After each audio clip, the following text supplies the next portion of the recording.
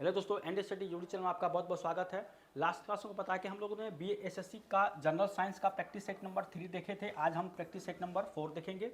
ठीक है, तो यहाँ पे जो भी आपका जनरल साइंस का जो क्वेश्चन हम ले रहे हैं वो आपके एग्जाम का जो लेवल है, जो ठीक है, जो एग्जाम में जनरल साइंस का पूछा उसी लेवल का यहाँ पे आपको एग्जाम क्वेश्चन आपको जो है यहाँ प्रैक्टिस कराया जा रहा है। तो उम्मीद करते हैं क्लास आपको अच्छा लग रहा होगा। चैनल पर अगर आप नए हैं तो चैनल को सब्सक्राइब करिए, वीडियो को लाइक करिए, या आप अपने यार दोस्तों को भी शेयर करिए। ठीक है, तो क्वेश्चन देख लेते हैं क्वेश्चन किस तरह से है। देखिए, फर्स्ट क्वेश्चन आपको यहाँ पूछा गया है कि किसी पिंड का भार सबसे अधिक होगा। ठीक है, तो पिंड का भार, देखिए भार सबसे अधिक जो होता है, अगर भार अधिक की बात करें तो ये होता है आपका ध्रुव पर। ठीक है, ध्रुव पर होता है। और पिंड का जो भार होगा, अगर भार कम की बात करें, ठीक है, भार जो कम है ये आपका किस पे होता है, ये भूमध्य रेखा पर होता है। ठीक है, ये होता है भूमध्य रेखा पर। ठीक है, तो भार कम होगा भूमध्य पर और अधिक होगा ध्रुव पर। तो ये आपका जो है क्वेश्चन यहाँ पे होगा, ये होगा यहाँ पे। ठीक है, तो यहाँ पे क्या होगा, भार सबसे अधिक किस पे होगा, ध्रुव पर। ठीक है, ध्रुव पर होगा। ऑप्शन नंबर ए इसका आंसर हो जाएगा। ठीक है, तो इस तरह का क्वेश्चन आपको एग्जाम में देखने को जरूर मिलेगा। ठीक है, कि यहाँ पे ये होता है ऑप्शन नंबर ए। इसके बाद देखिए नेक्स्ट क्वेश्चन आपको यहाँ पे कहा गया है कि टमाटर में लाल रंग का कारण है। ठीक है, टमाटर में, तो इस तरह से क्वेश्चन आपको एग्जाम में पूछेगा। ठीक है, जैसे मान लीजिए यहाँ पे टमाटर पूछा, आप पूछ देगा कि गाजर का लाल रंग किसके कारण होता है। ठीक है, गाजर का अगर लाल रंग की बात करें तो किसके कारण होता है, कैरोटीन के कारण। ठीक है, कैरोटीन, तो इसके कारण यहाँ पे होता है। इसी तरह से यहाँ पर टमाटर का है तो टमाटर किसके वजह से होता है, लाइकोपीन के कारण यहाँ पे ये आपका लाल रंग होता है, लाइकोपीन।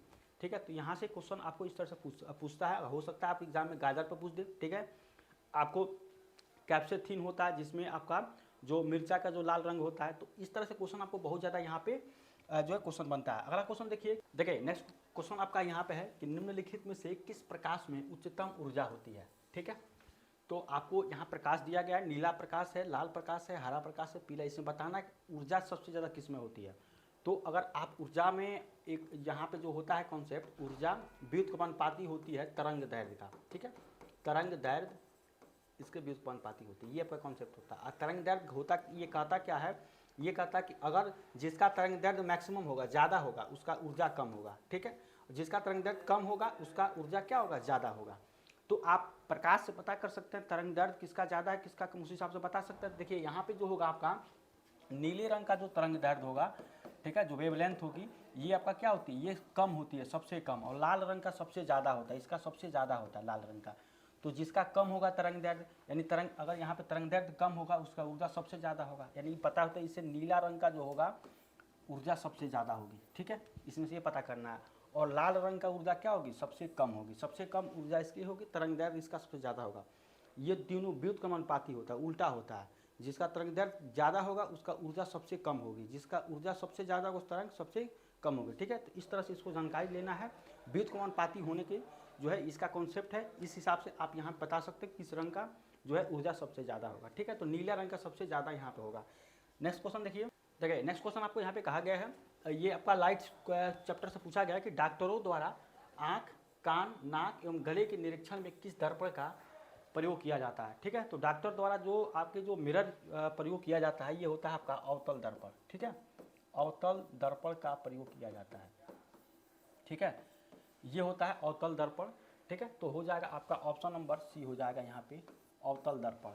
तो यहाँ पे ये इस तरह क्वेश्चन आपको एग्जाम में देखने को मिल सकता है। तो यहाँ पे लाइट से हमने देखा था, वहाँ पे लाइट से क्वेश्चन पूछा गया। तो ये वाला काफ़ी फेमस क्वेश्चन है, इसको हम सोचें यहाँ पे जो है आपको आपके लिए दे देते हैं। ठीक है, अगला क्वेश्चन है कि जैविक खाद से क्या लाभ होता है। ठीक है, तो जैविक जो खाद होता है इसके बारे में आपको कह रहा है। तो इससे मिट्टी की जलधारा क्षमता में वृद्धि होती है। ठीक है, तो जैविक खाद से ये होती है आपकी जो मिट्टी की जलधारा उसमें क्षमता क्या होती है, वृद्धि होती है। इससे मिट्टी भुरभुरी एवं संरंध्र हो जाती है। ठीक है, तो ये भी आपका सही है। इससे मित्र जीवाणुओं का संख्या में वृद्धि, ये भी होता है, जो भी आपके जीवाणु होते हैं, ठीक है, उसमें वृद्धि होती है। तो एक हिसाब से आप कह लीजिए जैविक खाद से आपके इसमें से सारे जो है जो आपके जो ऑप्शन दिया गया है सारे आपको सही हो जाएंगे। ठीक है, तो उपयुक्त सभी ऑप्शन नंबर डी आंसर हो जाएगा। अगला देखिए कि निम्नलिखित में से कौन प्रथम पूर्ण रूप से संश्लेषित रेशा है। ठीक है, तो जो आपके प्रथम जो है पूर्ण रूप से संश्लेषित रेशा ये है नायलॉन। ठीक है, नायलॉन होगा, ऑप्शन नंबर ए आंसर हो जाएगा। ठीक है, nylon, option number A nylon हो जाएगा, पूर्ण रूप से संश्लेषित रेशा। इसके बाद से अगला देखिए कि धात्विक ऑक्साइड की प्रकृति क्या होती है। ठीक है, तो धात्विक जो ऑक्साइड होते हैं, ठीक है, जितने भी धात्विक ऑक्साइड होते हैं हम एनसीईआरटी की क्लास लिए थे, उसमें आपको पता है कि जो हम लोगों ने शुरू में जो क्वेश्चन जो लगाया था वहाँ पे एसिड बेस और सॉल्ट में, उसमें ऑक्साइड के बारे में थोड़ा सा हम लोग वहाँ पे देखे थे कि जो भी धातु ऑक्साइड की जो प्रकृति होती है हमेशा क्या होती है, क्षारीय होती है। ठीक है, क्षारीय, इसको याद रखेंगे, यहाँ से क्वेश्चन आपको बन सकता है, जैसे ये बना है और भी सारे क्वेश्चन यहाँ से बनाए जा सकते हैं। तो क्षारीय होगा, ऑप्शन नंबर ए इसका आंसर हो जाएगा। ठीक है, नेक्स्ट क्वेश्चन देखिए। नेक्स्ट क्वेश्चन है कि भारी जल का रासायनिक सूत्र, भारी जल, ठीक है, हैवी वाटर इसको कहते हैं, D2O होता है। ठीक है, D2O, भारी जल का रासायनिक सूत्र क्या होता है, D2O। देखिए ऑप्शन नंबर बी में है। इसी तरह से आपको एग्जाम में काफ़ी सिंपल क्वेश्चन मिलता है। आप देखिए, अगर रेलवे का जो साइंस का जो पार्ट आता है और इसमें जो आपका BSSC में जो भी आपका क्वेश्चन दिया गया लगभग सेम है। ठीक है, जो ALP का जो लेवल होता है वही लेवल इसमें भी है, कुछ ग्रुप डी वाले भी लेवल में आ गया। ठीक है, इस बार ग्रुप डी में जो रेलवे का हुआ तो काफ़ी ज़्यादा टफ क्वेश्चन था, लेकिन इसमें आपका ना ज़्यादा टफ है ना ज़्यादा लो है। ठीक है, एकदम ALP जो लोको पायलट होता है उसी तरह से BSSC जो आपका बिहार SSC का क्वेश्चन बनेगा उसमें इसी तरह से क्वेश्चन पड़ेगा। ठीक है, काफ़ी अच्छे क्वेश्चन बनते हैं। इसके बाद देखिए अगला क्वेश्चन कि सिरका निम्न में से किस अम्ल का जलीय घोल है।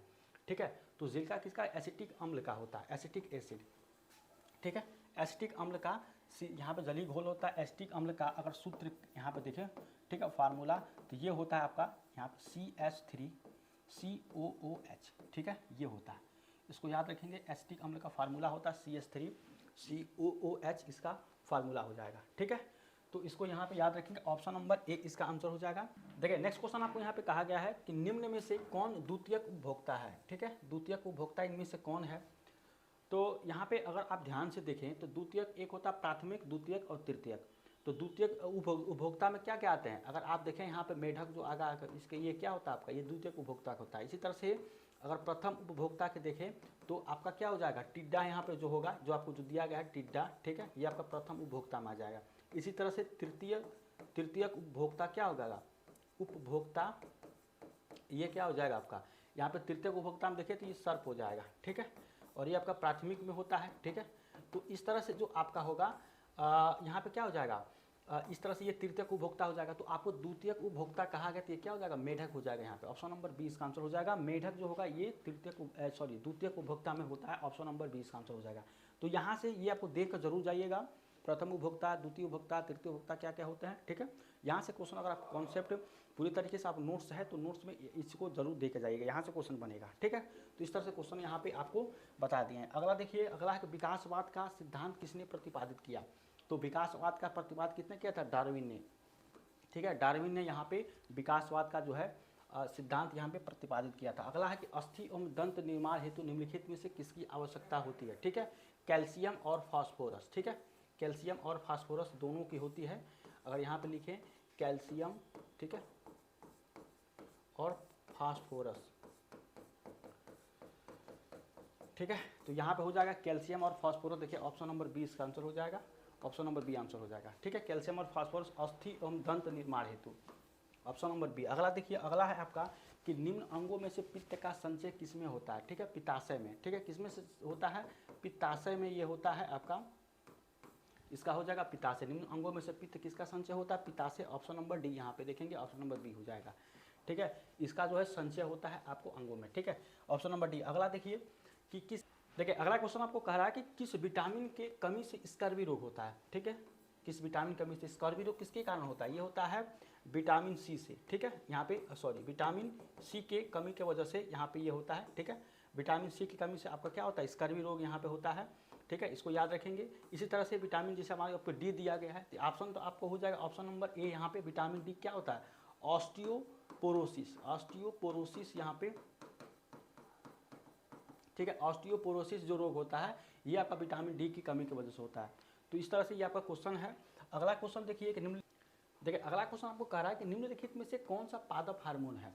ठीक है, तो आपके ऑब्सेसिक अम्ल और ऑक्सिन एथिलीन, ये तीनों क्या होते हैं, पादप हार्मोन होते हैं। ऑप्शन क्या हो जाएगा, ऑप्शन नंबर डी आंसर आपका यहाँ पे हो जाएगा। ठीक है, तो इस तरह से क्वेश्चन आप जो है बायो से भी जितने भी टॉपिक बताएं आप देखकर जरूर जाइएगा, आपको जरूर यहाँ पे जो है मदद मिलेगी। अगर आपको यहाँ पे क्लास में कोई भी दिक्कत है, कोई प्रॉब्लम, तो डायरेक्ट यहाँ पे कमेंट करें। ठीक है, कोई भी अगर आपको सजेशन देना है तो उसको भी यहाँ पे कमेंट कर सकते हैं। तो उम्मीद करते हैं क्लास आपको अच्छा लगा है। अगर अच्छा लगा है चैनल को सब्सक्राइब करिए, वीडियो को लाइक करिए, अपने यार दोस्तों को शेयर करिए। मिलते हैं नेक्स्ट क्लास में, तब तक थैंक यू सो मच।